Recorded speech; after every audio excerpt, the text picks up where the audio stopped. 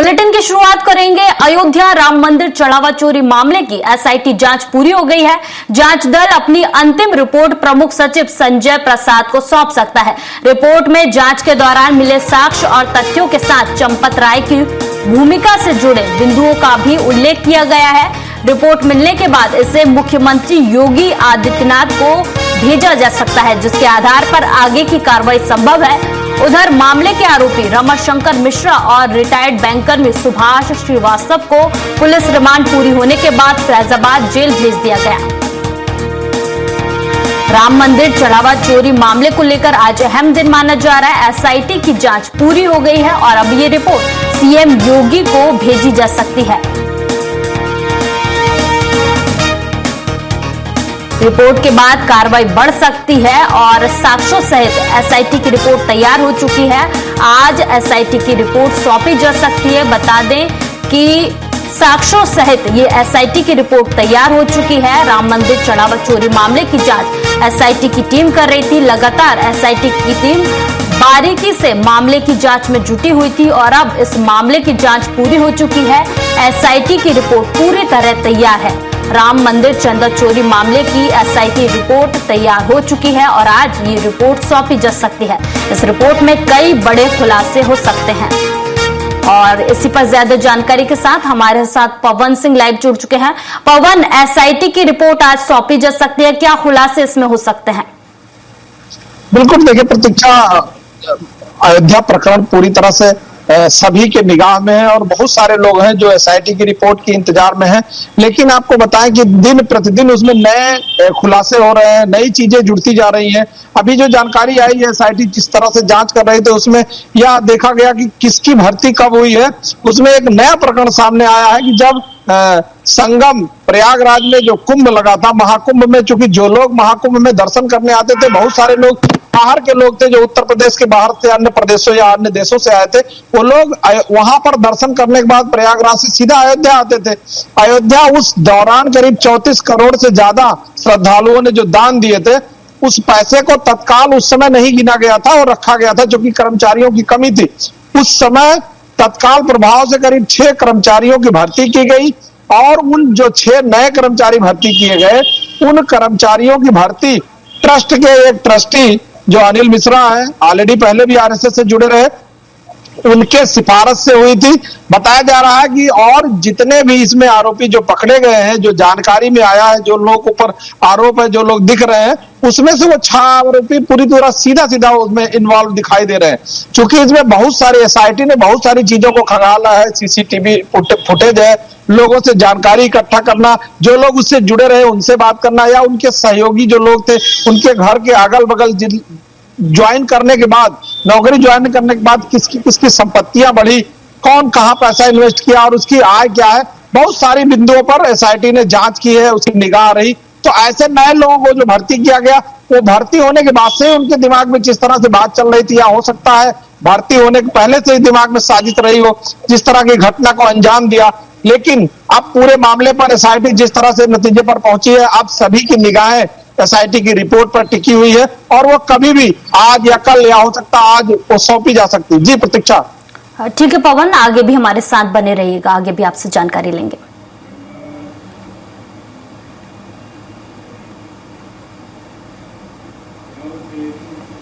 राम मंदिर चढ़ावा चोरी मामले को लेकर उत्तर प्रदेश विधानसभा अध्यक्ष सतीश महाना का एक बयान सोशल मीडिया पर वायरल हो रहा है। वायरल वीडियो में महाना कहते सुनाई दे रहे हैं कि जिन लोगों का पैसा चोरी हुआ, उन्होंने शायद सच्ची आस्था से दान नहीं दिया था। महाना ने यह भी कहा कि गलत भावना से दिए गए चंदा चोरी हुआ। बयान सामने आने के बाद राजनीतिक प्रतिक्रियाएं तेज हो गई है और सोशल मीडिया पर इसे लेकर बहस छिड़ गई है। बता दें कि राम मंदिर चंदा चोरी मामले को लेकर सियासत कि शायद उन्होंने श्रद्धा पूर्वक भाव के साथ भगवान के मंदिर में अर्पित नहीं किया होगा, इसलिए उनका पैसा चोरी हो गया। हमारा पैसा चोरी नहीं हुआ, हमारा पैसा मंदिर में लगा है और मंदिर का भव्य स्वरूप इस बात का प्रमाण है। उत्तर प्रदेश के मुख्यमंत्री योगी आदित्यनाथ ने भगवान जगन्नाथ की रथ यात्रा के शुभारंभ पर प्रदेशवासियों को और सभी श्रद्धालुओं को हार्दिक बधाई एवं शुभकामनाएं दी हैं। उन्होंने कहा कि महाप्रभु श्री जगन्नाथ जी की रथ यात्रा सनातन संस्कृति की अगाध आस्था, सामाजिक समरसता और लोक मंगल का पावन प्रतीक है। मुख्यमंत्री ने प्रार्थना की कि भगवान जगन्नाथ, श्री बलभद्र जी और माता सुभद्रा जी की कृपा दृष्टि समस्त सृष्टि पर बनी रहे। उन्होंने सभी के जीवन में सुख, शांति, समृद्धि और उत्तम स्वास्थ्य की कामना करते हुए जय जगन्नाथ का संदेश दिया।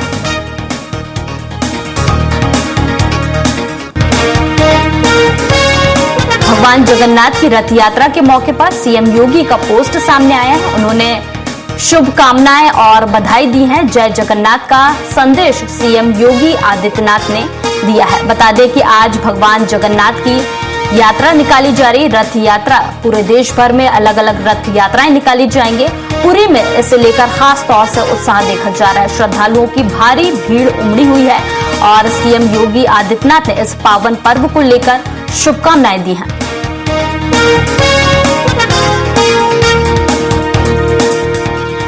लखनऊ में मौसम ने एक बार फिर करवट ले ली है। राजधानी में सुबह से बारिश हो रही है, जिससे मौसम सुहावना हो गया है। शहर के कई इलाकों में हल्की से तेज बारिश दर्ज की गई है, जिससे लोगों को उमस और गर्मी से राहत मिली है।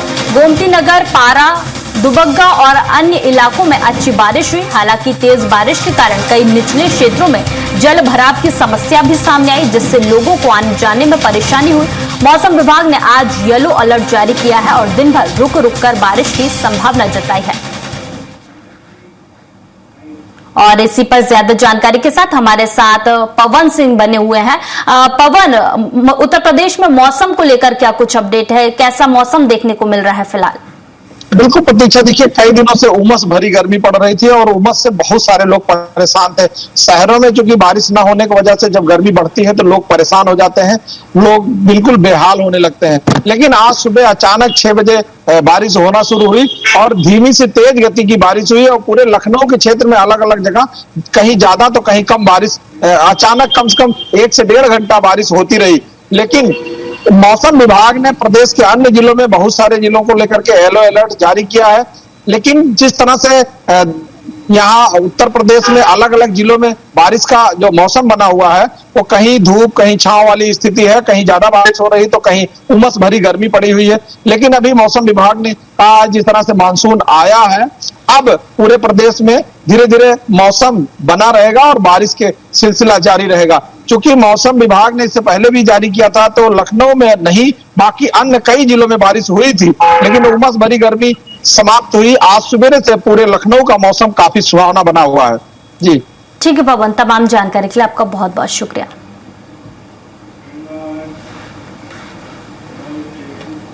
उत्तर प्रदेश के रामपुर में समाजवादी पार्टी के नेता आजम खान को बड़ा झटका लगा है। जौहर यूनिवर्सिटी पर अब बुलडोजर कार्रवाई की जाएगी। रामपुर विकास प्राधिकरण ने जौहर यूनिवर्सिटी में बिना मंजूरी के बने निर्माण को अवैध मानते हुए उसे गिराने का आदेश दिया है।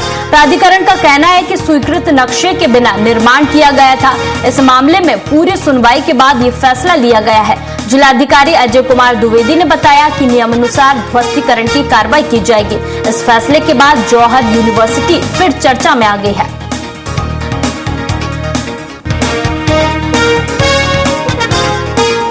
जौहर विश्वविद्यालय का भवन का निर्माण ग्राम सिंगनखेड़ा में हुआ है, जो आरडीए के क्षेत्र के अंतर्गत आता है। ये जांच में ये ज्ञात हुआ था कि वहाँ पे जो भवन निर्माण हुआ है वो बिना अनुमति के हुआ है।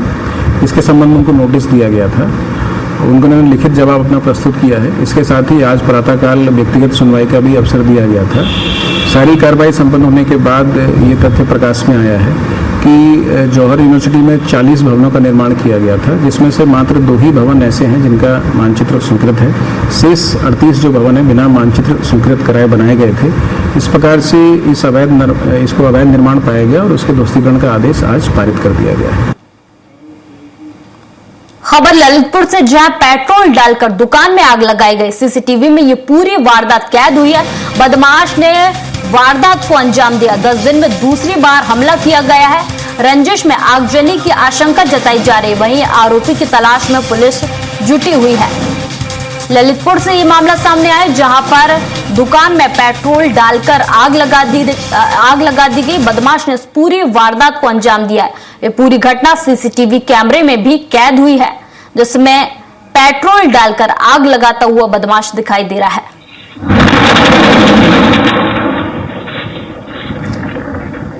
ललितपुर से यह मामला सामने आया, जहां पर पेट्रोल डालकर दुकान में आग लगा दी गई। बता दें कि बदमाश ने पेट्रोल डालकर दुकान में आग लगाई। ये पूरी घटना सीसीटीवी में कैद हुई है। पुलिस आरोपी की तलाश कर रही है। वीडियो के आधार पर आरोपी की तलाश की जा रही है। 10 दिन में दूसरी बार यह हमला किया गया। पुलिस ने मामले की जांच तेज कर दी है। रंजिश में आगजनी की आशंका जताई जा रही है। फिलहाल पुलिस इस पूरे मामले की पड़ताल कर रही है और आरोपी की तलाश की जा रही है।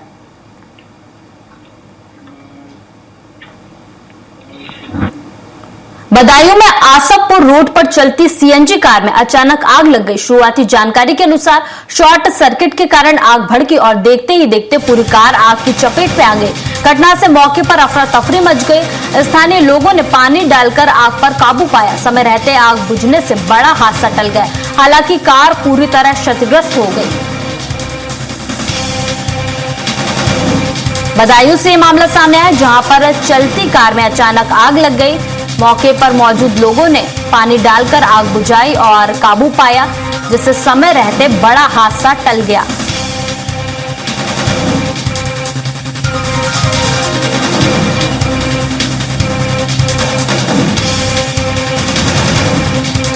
शॉर्ट सर्किट के चलते भीषण आग लगने की आशंका जताई जा रही। बता दें कि चलती कार में अचानक आग लग गई। देखते ही देखते आग ने विकराल रूप ले लिया और कार को अपनी चपेट में ले लिया। स्थानीय लोगों ने आग बुझाई और काबू पाया, जिससे समय रहते बड़ा हादसा टल गया।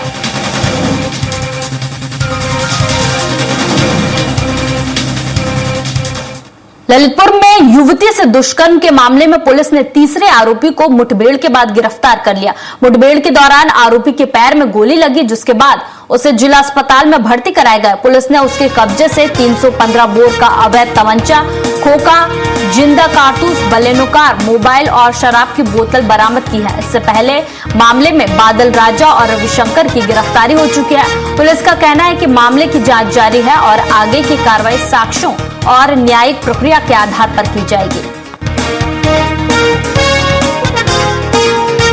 दुष्कर्म मामले में आरोपी का हाफ एनकाउंटर किया गया और मुठभेड़ के बाद उसे गिरफ्तार कर लिया गया। तीसरे आरोपी को पुलिस ने गिरफ्तार किया। गलत काम किया गया। इस सूचना पर थाना कोतवाली पर सुसंगत धाराओं में मुकदमा पंजीकृत कर आवश्यक विवेचनात्मक कार्रवाई की जा रही है।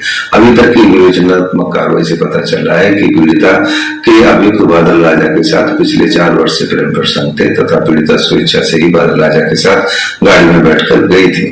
पुलिस द्वारा पूर्व में ही 2 अभियुक्त बादल राजा व रविशंकर को गिरफ्तार किया जा चुका है। आज तीसरे अभियुक्त। ललितपुर जिले की महरौनी थाना पुलिस ने नाबालिग से दुष्कर्म के मामले में वांछित आरोपी को गिरफ्तार किया है। आरोपी टीकमगढ़ जिले के ग्राम अस्तोन का निवासी है। पुलिस अधीक्षक मोहम्मद मुश्ताक के निर्देशन में चलाए जा रहे अभियान के दौरान ये कार्रवाई की गई। पुलिस ने आरोपी को गिरफ्तार कर न्यायालय में पेश करने की प्रक्रिया शुरू कर दी है। मामले में आगे की वैधानिक कार्रवाई जारी है।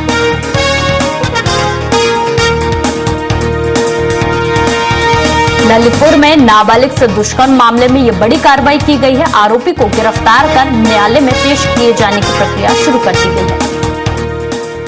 अवैध शराब के खिलाफ बड़ी कार्रवाई सामने आई है। 10 लाख की शराब और कार जब्त की गई है। भारी मात्रा में अंग्रेजी शराब बरामद की गई है। पुलिस ने आरोपी को गिरफ्तार किया है।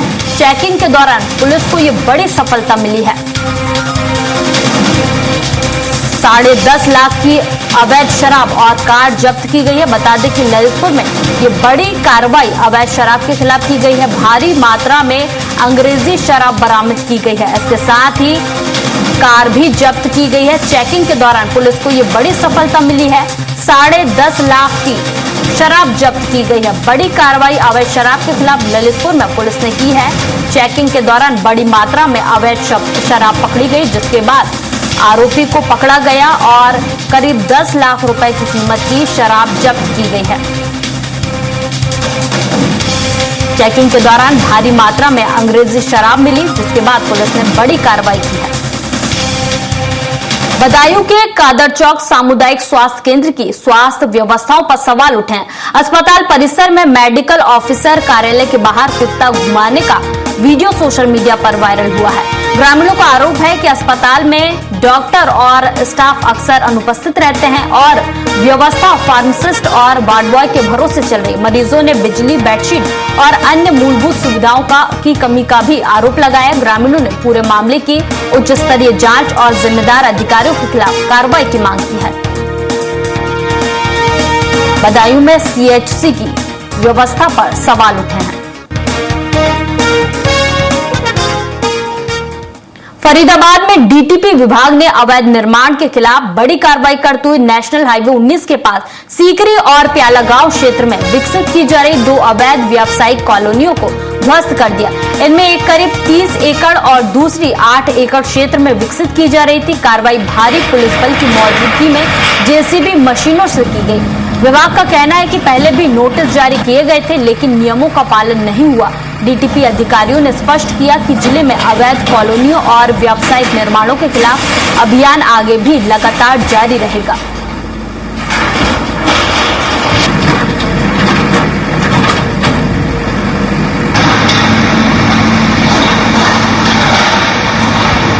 बिल्डिंग्स को रिपेयर करके दोबारा ऑपरेशन स्टार्ट हो गया था।